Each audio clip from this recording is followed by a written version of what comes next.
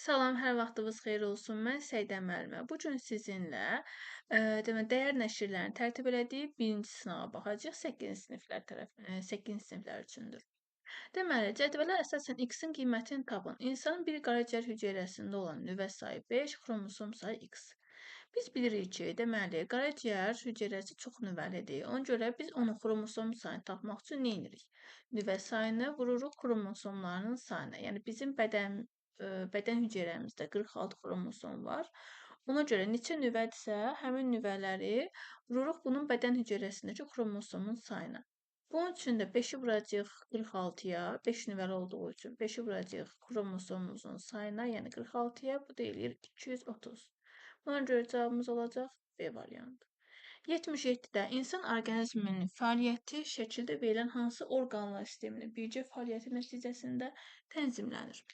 Biz bilirik ki, insan orqanlar sistemi deməli, ümumiyyətlə orqanizm iki orqanlar sistemi ilə tənzimlənir. Bunlar hansılardır? Birinci bura aiddir sinir sistemi, ikincisi endokrin sistemdir. Yəni bizə sinir sistemi və endokrin sistem lazımdır. Sinir sistemi birincidə göstərilib, gördüyünüz kimi baş beyin və onurğa beynidir bu. İkinci qan damar sistemidir, onun üçün içini götürmürük. B, C variantı gedir. Üçüncüyə baxımda bu endokrin sistemdir. Endokrin sistem olduğu üçün bəli götürürük, çünki bizə elə endokrin sistem lazımdır. Dördüncü isə həzm sistemidir, çünki qida borusu, burada mədə, qaraciyər, bağırsaqlar var, ona görə bizə lazım deyil. Cavabımız olacaq 1 ilə 3 və bu da D variantında göstərilir. 78-də insanı insanbənzər meymunlardan fərqləndirən xüsusiyyətlərdən deyil. İnsanı insanbənzər meymunlardan fərqləndirən xüsusiyyət nədir?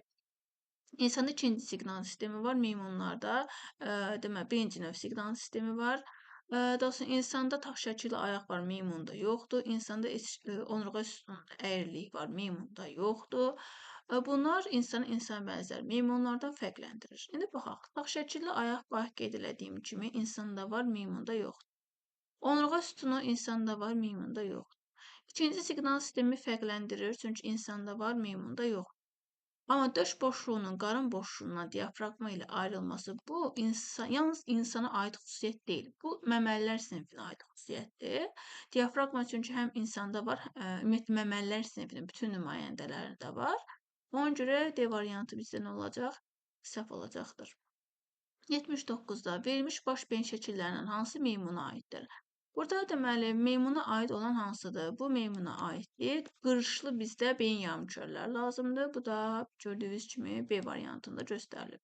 C variantını götürə bilmərəm. Çünki bizdə meymunlarda, ümumiyyətlə məməlilər sinifinin nümayəndələrində uzunsov beyin biraz qısa olur. Amma burada gördüyünüz kimi uzunsov beyin biraz uzundur. Ona görə C variantını götürə bilmirəm. 80-da uyğunsuzluğu müəyyən edin. Qaraciyər qarın boşluğunda bəli yerləşir, düzdür. Sidik hissəsi çanaq boşluğunda yerləşir, düzdür. Mədə döş boşluğu, mədə döş boşluğunda yerləşirmi? Xeyr. Mədə qarın boşluğunda yerləşir, döş boşluğunda yerləşmir. Ona görə C variantı səhvdir. Daha sonra gəlirəm 81-ə. İnsan həzm sistemini öyrənmək üçün istifadə olunan üsullara aid deyil.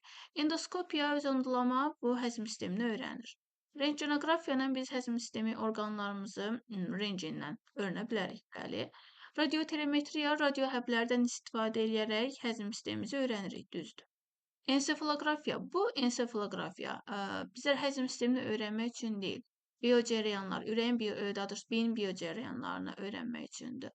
Ona görə D variantı səhvdir. 82-də verilən fikirlərdən hansı doğrudur? Neyronların sayı peyk hüceyrələrinin sayının 10 dəfə çoxdur. Tam əksinə olmalıdır. Peyk hüceyrənin sayı neyronun sayından 10 dəfə çoxdur. Ona görə A variantı səhvdir.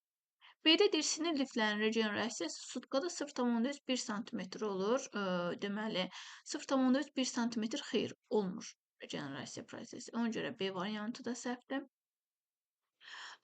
Deməli, C-də neyronlar peyk hüceyrələrinin müdafiə, qidalanma və dayağını təmin edir. Baxın, neyronların funksiyası deyil bu, peyk hüceyrələrinin funksiyasıdır. Müdafiə, qidalanma, dayaq. Amma neyronların funksiyası deyil bu. Ona görə C variantı da deyil. D-də deyir, sinir impulsları ara neyronun aksonundan bilavasitə hərəkçi neyronun dendritlərinə ötürülür. Ötürülmə necə formada gedir? Ötürülmə hissi neyrondan ara neyrondan da hərəkçi neyrona doğru ötürülür. Və hər bir neyronun da dendriti, cismi və aksonu vardır. Yəni ötürülmə necə olur?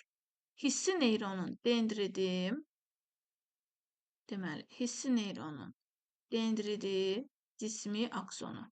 Daha sonra gəlir ara neyronun dendriti, cismi, aksonu, sonra gəlir hərəkçi neyronun dendriti, cismi, aksonu. Yəni ötürülmə bu ardıcıllıqla gedir. Dendritdən cismə, cisimdən aksona, sonra gəlir ara neyronun yenə dendritindən elə bil hissi neyron aksonundan gedir ara neyronun dendritinə. Sonra ara neyronun dendritindən cisimə, cisimdən aksona, sonra ara neyronun aksonundan gedir hara? Hərəkçi neyronun dendritinə, sonra hərəkçi neyronun dendritindən cisminə, cismindən də aksonuna. Yəni ötürmə bu cürdür. Bu hissi neyrondur. Bunu başqa rəng karandaşdan işarə edeyim. Aha, bu hissi neyrondur. Bu ara neyrondur. Bu hərəkçi neyrondur. Ötürülmə bu formada gedir. İndi bizə nə deyir? Ara neyronun aksonundan hərəkçi neyronun dendritinə. Ara neyronun aksonu budur, hərəkçi neyronun dendriti budur. Bəli, ötürülmə bu formada gedir də, bir-biri ilə bağlı. Ara neyronun aksonundan hərəkçi neyronun dendritinə gedir. Ona görə D variantı nədir? Düzdür.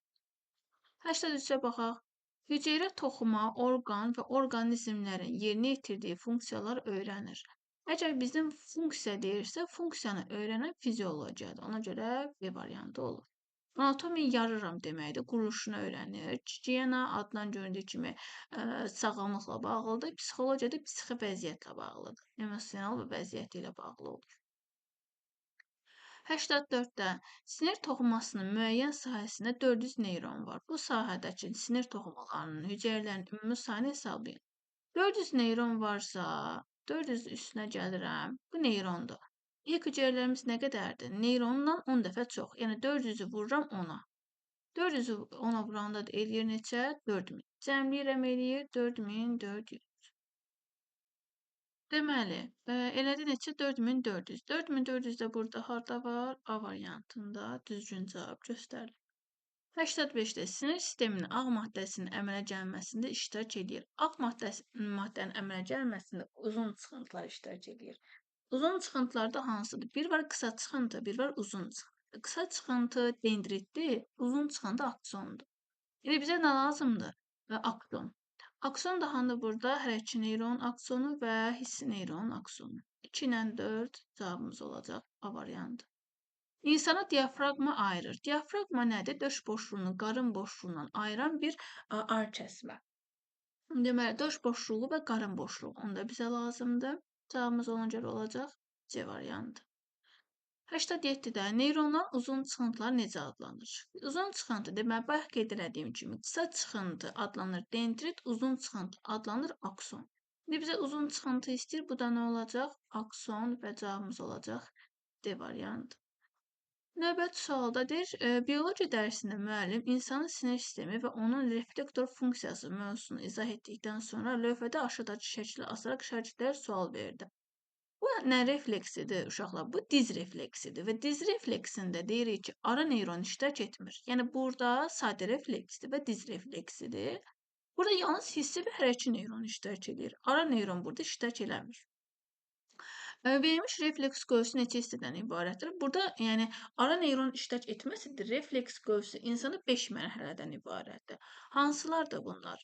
Reseptor sahə, buradan qeyd edeyim. Deməli, reseptor sahə, hissi yol, mərkəz, hərəkçi yol və işçi orqan. Bu nədir? Bu, işte biz deyirik ki,